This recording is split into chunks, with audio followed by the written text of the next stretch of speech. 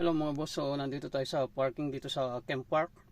So may kumatok sa akin kanina habang nakahiga ako. Tapos binigyan niya ako ng pagkain. So tingnan natin kung ano itong mga binigay niya.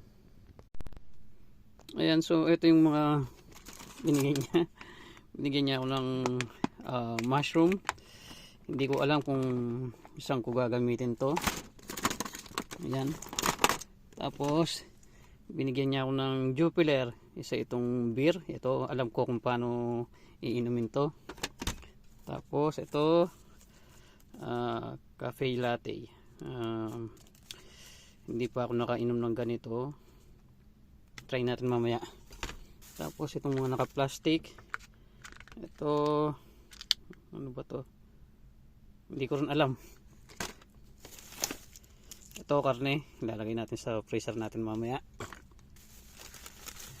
Tapos ito parang ham ba to? Parang ham or ground pork. Basta lagay na rin natin sa rep.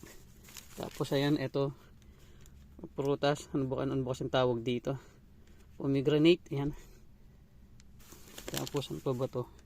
Ito prutas din. Anong prutas to? Hindi ko alam kung anong pangalan. Ayan, may kasamang lemon.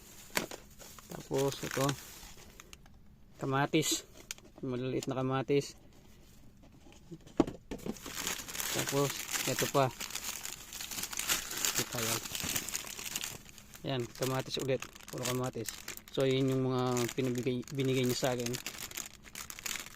Yan lang.